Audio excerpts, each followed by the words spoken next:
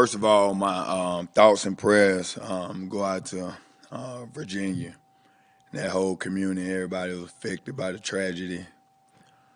Wow, my heart hurts. Got opportunity to meet Coach Elliott. My time that I spent at IMG, what a stand-up guy. So I hurt for them and those families. So Auburn family definitely be having them in our prayers. Uh,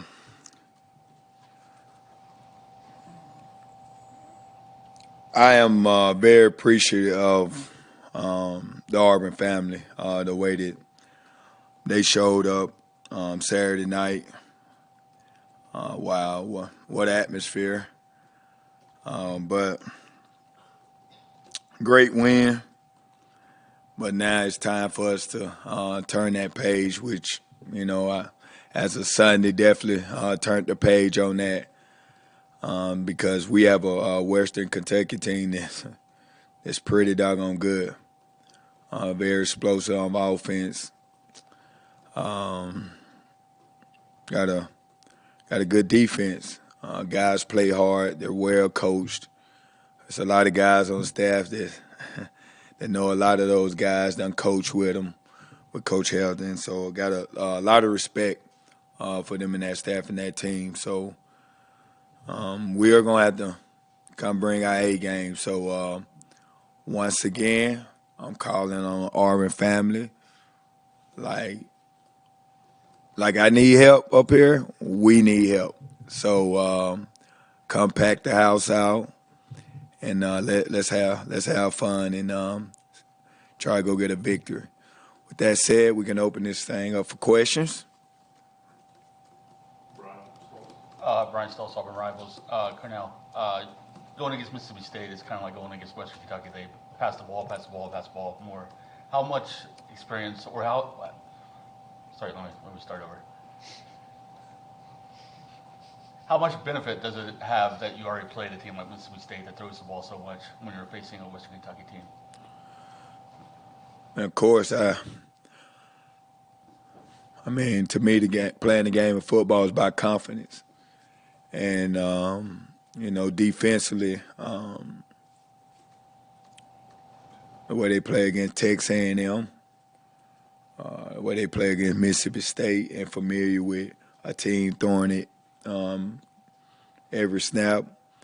Now we should be even more prepared and go and kind of know what to expect and be confident going in that game. So don't guarantee you nothing, but those guys should be confident, and I'm pretty doggone confident in that defense, man. Enjoy watching them guys fly around. Jason? Carno, Jason Auburn 247. Running game, you take over. Wilfred, you got 3 offensive line coaches now on the offensive staff. Obviously, it's going to be an emphasis, but what have you seen out of that group the last couple of games especially, and how much more effective they've been running football? Once again, as running backs, we get all the attention because we carrying the ball. But honestly, those guys up front, they're moving people. They fighting. They are together. They're screening out there. They're getting a hat on the hat. And now those backs, man, from Jarquez, Tank, even DeMar, when those guys get the opportunity, man, they running hard. They breaking tackles. What in this league here you have to do. And I just think, as far as the run game, we're just in sync with each other, man, and playing a lot better. And that's a credit to those coaches, Coach Friend and Coach Bernardi, Coach Simmons, Coach Hilliard, Coach McDaniel, getting those guys ready to play and coming up with a plan. You mentioned confidence on defense as a former running back. How much confidence does it give you when you start to feel that success in running the ball and it starts to add up a little bit? Man, so much confidence. Like Jarquez, Tank, like them guys feed off each other, man. I know that feeling of, Ben, Jarquez, or Tank were running Gene Brown out there doing good, or Brandon Jacobs out there running the rock, or Trey Smith, and it's like you happy for him, but you like, I want some of that action. So that is how it's going down, and man, they feeding off each other, and what a really good 1-2 punch, man. They definitely complement each other. BiasWoodboy.com. Hope you're having a good day so far. How much did the win impact your decision making in the kicking game as well as the passing game? I noticed like you didn't go to McPherson for a field goal until the third quarter. Ask that again. You say the win? Yeah, but both the kicking game and passing game. How much did it affect your decision making? Say the question again. The win. The win. Yeah. Oh, the win. Okay. How much did it affect your decision making in the kicking game and passing game? We'll get it there eventually. Honestly, it far as kicking the ball, it does affect your decision because McPherson, man, he have a big leg, and man, he's gonna be one of the better kickers to play here. But when that win in our face now, time we had to get to the 25-yard line versus, give him opportunity around that 35, 38-yard line. So, the win did make a difference, make a lot of difference, especially on kick-out punts. Just adjusting guys. As far as our punt returner, I know the win played a factor there, but again, we can't use that excuse. Texas A&M, they got to play with the win too. And then the passing game as well. In the passing game as well. The wind definitely can affect throws, especially when you try to, throw deep into it. So, yeah, of course, in the passing game affects it too. Tom. Cadillac. Know the passing game has struggled a little bit. Wide receivers only had one reception that Barr's touchdown. What can you guys do to kind of get them more involved these last couple games? Oh, yeah. Yes, we again that is it starts with me. Some way, somehow we got to put those guys in better position. But we also got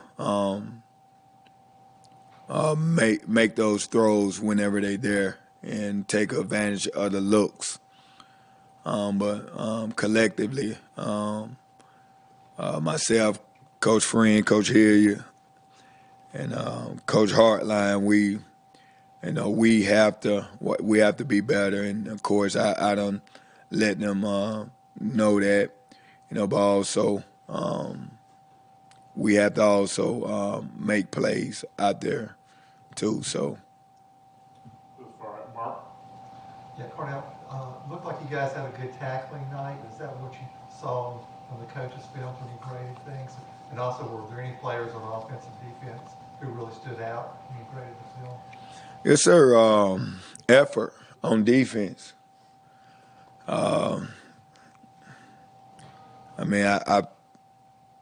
I played running back, but my heart was always kind of on defensively in high school. Love to strike people. And, just understand that concept of getting to the football, 11 guys playing together, relentless finish, hitting, striking people. Like that creates so much momentum, like creates confidence. And, Kobe Wooden, man, what an outstanding game he had. I mean, the sack fumble was huge. That kind of sealed the game there for us. And then I think, guys in that secondary, man, they played lights out. I think up into that 80-yard drive there that was going to Fort, they had 135 yards.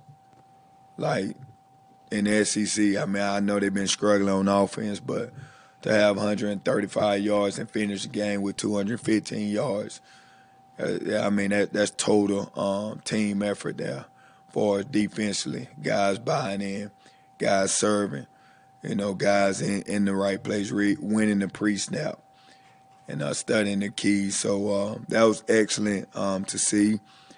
And what was your second question? It looked like there's hardly any missed tackles in that game, especially compared to some of the earlier games. One player's mentioned there was 11 missed tackles the previous game and been 22 the one before that.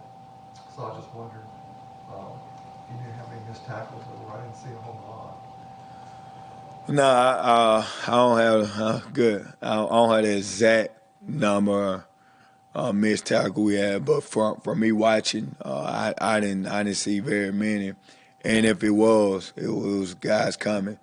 They a lot of help there. So then offensively, I think you who stood out there.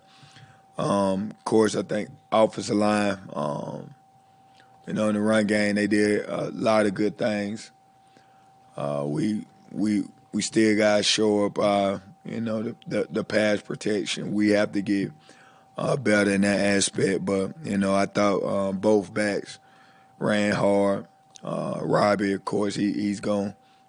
That kid a fighter. He's gonna play hard. He's a competitor. Just got to continue to settle him down, and he harnessed that energy that he have there. But I thought we did a lot of good things on offense though, but we got to get better in the red zone. I think we kept the ball for 36 minutes there, which is huge, 270 yards. And whenever we can add and get some, excuse me, voice cracking from, whenever we can get that passing game rolling, we gonna have a chance to be lethal. Middle, Justin, first. Cadillac, you guys have senior day on Saturday. There's a lot of seniors y'all got on this team, especially quite a few of those guys just had to come back for that extra COVID year. What can you say about that class and just kind of those guys continuing to fight even though this season's been so difficult? Y'all been through so much as a team. Wow. Well, I mean, we're just talking about like this year what those seniors have been through with the coaching change, with everything that happened, the off season. But I mean, you have to take it back even farther. I mean, they have been through 2 coaching changes. I mean, coordinators, position coaches, and then not to even mention COVID. I mean, wow. Those guys have been through a lot, but one thing I can tell those guys, I tell them they're going to be better because, have not one time have they flinched. They don't stay steady. They done kept the faith. They continue to believe. And I just think those young men, they're going to do some really cool things in life because of all the adversity that they done been through and how they done handled it. So, man, it's can remember when I was a senior. That day is, special day. So it's sad to see guys go, but I am looking forward to them guys, and it's something that they should be honored for, especially this group, with all they done went through. Colonel, going to the front row to the right, Noah. Hey, Coach. Noah Griffith from the Auburn Plainsman. I believe y'all ran it 3 times for every pass against Mississippi State, and then 4 times for every pass last week. So, just how do y'all plan to stay unpredictable and be balanced on offense? Well, kind of want to get back to Auburn old school football. Auburn to me is about hard work. Auburn is about toughness, perseverance. We want to be tough and we want to be physical. So I think one of the greatest thing about the game of football is when your opponent know that you're running the ball, but you still impose your will on them. It takes the fight out of a lot of teams. So I'm honestly okay with us running the rock and having success, but also I know that we do got to get better, and we're going to need our pass game down this stretch to win ball games, and we are going to get better. We are going to get better. Those guys, they're doing a heck of a job right now getting a plan together. Robbie's going to get right. Receivers going to get right. It's not all on them. We got to put them in better position, and when their numbers are called, they got to make plays. But I don't mind that 3-to-1 ratio right now running the football, because we want to be the most physical bunch. Go back to the bias. Who are your players of the week, and who gets the game ball? Like, what are you gonna do with it? I'm honestly doing away with players of the week. We I just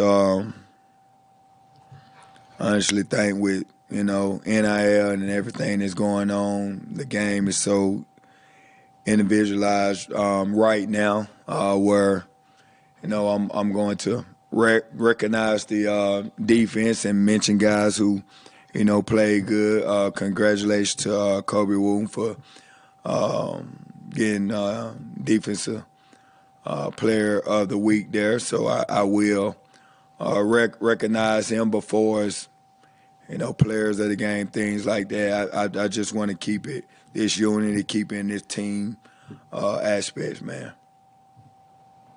And then just with the game ball thing, are you keeping it? You giving it to anybody or Game ball? Yeah. No, that game ball. No, that game ball. I'm keeping that one now. Like, yeah, I'm not. It's crazy because I usually, when I was a player and my career, I honestly never kept any of my trophies, my Rookie of the Year stuff. Like, I gave it all to my mom or my daddy. Never kept anything. I just, hey, you guys can have it. And really, honestly, I'm very appreciative, but didn't put too much value on individual things, to be honest with you. But now that I got kids and a family, that kind of changed because my boys, they definitely think those things are really cool. So to keep a game ball and have it down in the basement and let the boys see that this was their first Tiger walk that they walked in. This was their first game where they, daddy won. Yeah, I think I'm gonna keep this one. Anything else for Carnell? Got a couple more. On that note, what was your favorite moment from Saturday? Wow. That is a loaded, great question. Ooh. Honestly, my favorite moment was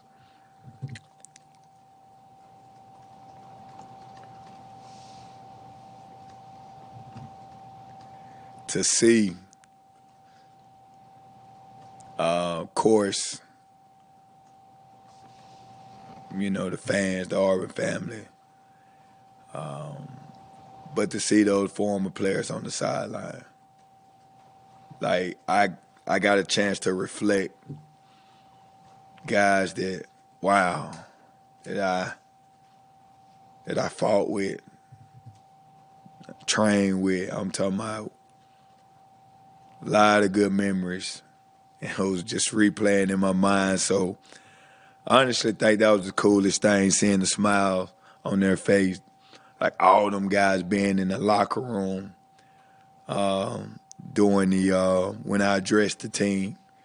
And then after the game, having all those players in the locker room. Like, it was crazy to see. Like, it just came full circle.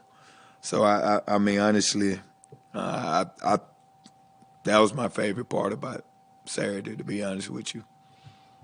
Colonel, we got one more or two more on the right here.